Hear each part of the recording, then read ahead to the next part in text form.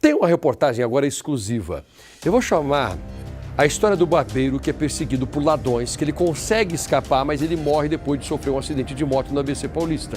O Diego, ele foi levado para um hospital desacordado, ele estava fugindo, ele estava correndo, ele bate a moto dele, quando os assaltantes percebem isso, eles desistem e vão embora.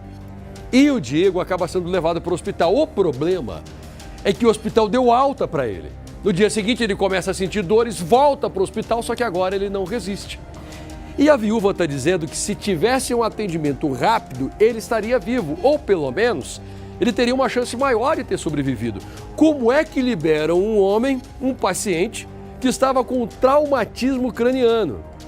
Ele morreu por causa de uma infecção generalizada e por causa desse traumatismo que ele sofreu. Pergunta que ela faz e que eu sei que você faria, que eu faria se por um acaso estivéssemos na mesma situação dessa mulher. Será que os médicos fizeram o correto quando liberaram esse homem? Vamos ver. Enfim, casados. Parecia um sonho, mas não. Era realidade.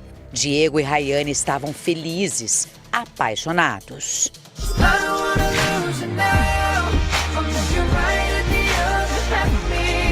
Foi o meu primeiro e último namorado. Não sei o que eu vou fazer sem ele. 8 anos de namoro, 3 de casamento. Muitos sonhos, planos. Os dois já tinham até alguns móveis para casa que eles pretendiam comprar. Mas da noite para o dia, tudo desabou. Diego Sarmento de Oliveira morreu aos 24 anos. Ele sempre estava aqui desse lado. Sempre que eu precisava, como a nossa casa é aqui embaixo, era só eu gritar ele. Uma tentativa de assalto seguida de um acidente grave. Foram 2 homens que abordaram ele e colocaram uma arma na cabeça dele anunciando o assalto. E que ele então, para não perder a moto na hora do susto, teria dado fuga dos bandidos que vieram seguindo ele. Diego bateu a cabeça com força. Apesar dos ferimentos, foi liberado horas depois do acidente. Um dia depois, não suportava as dores e a falta de ar. Aí sim ficou internado, mas por pouco tempo. Na certidão de óbito, a causa da morte, infecção e politraumatismo. Por que eles deram alta pro meu filho? Me fala. Meu filho, tão lindo. Negligência, omissão ou fatalidade? A família acredita que há outros culpados pela morte de Diego, além dos criminosos. Avenida Presidente Kennedy, uma das principais aqui de São Bernardo do Campo, no ABC Paulista. Foi bem perto aqui da avenida, tá? Nesta rua, vou mostrar para vocês, olha só, vou atravessar, chegar a esse ponto aqui da calçada, em que o Diego foi abordado pelos 2 assaltantes. A esposa dele estava trabalhando aqui como recepcionista, já era 1 da madrugada. Ele chegou, segundo a própria vítima, ele chegou a falar para assistente social que ele chegou a parar a moto e neste exato momento foi abordado. Os assaltantes já estavam com a arma em mãos. A primeira reação dele foi o quê? Foi acelerar. Ele acabou acelerando, saindo daqui e aí ele tentou fugir. Mas aí foi neste momento, ele conseguiu percorrer um trajeto e mais à frente ele acabou sofrendo um acidente. Do ponto onde Diego foi abordado até o endereço onde nós estamos, dá mais ou menos 7 quilômetros de carro, cerca de 10 minutos de moto, ainda mais rápido. Então, durante todo esse trajeto, os criminosos perseguiram o Diego, tá? Ficaram atrás dele.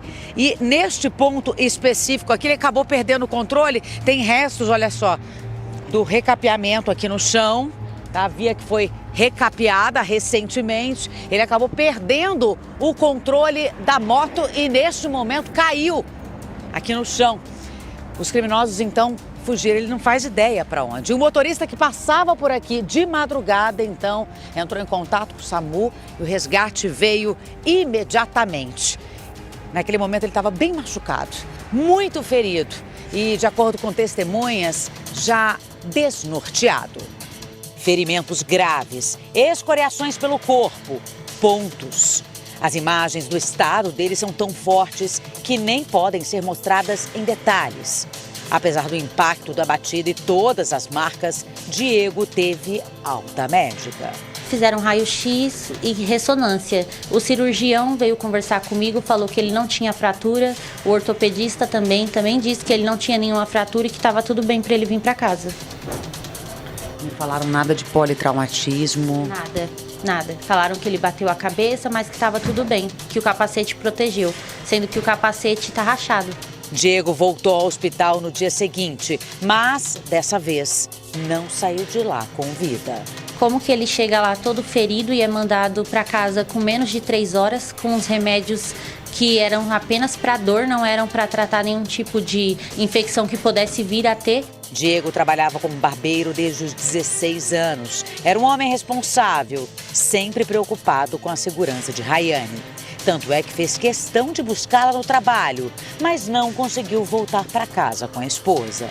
Eu disse que eu mesma daria um jeito de voltar para casa, mas ele disse que não, que ele que queria me buscar. Ele sempre se preocupou muito comigo. Familiares e amigos participaram do enterro, uma despedida marcada por muita comoção. A Prefeitura de São Bernardo do Campo disse que o atendimento no hospital de urgência da cidade seguiu protocolos de trauma e sepse e não houve indícios de negligência e omissão. O hospital disse que a conduta médica foi técnica, criteriosa e rápida. A Secretaria de Segurança Pública confirmou que o caso foi registrado como homicídio culposo na direção de veículo e tentativa de roubo e disse que as investigações seguem para identificar os criminosos. Pergunta que fica é como é que eles deixaram que meu esposo voltasse para casa nessa situação. Porque talvez se eles tivessem limpado os ferimentos, feito uma chapa da cabeça, feito uma chapa da perna dele, talvez ele estivesse aqui hoje comigo. Eu concordo com essa mulher, não dá para liberar uma pessoa assim, né? E vamos combinar que o SUS não é de graça. Todos os dias nós pagamos, através dos nossos impostos, pelo atendimento do SUS. Então, nós precisamos de um atendimento de qualidade.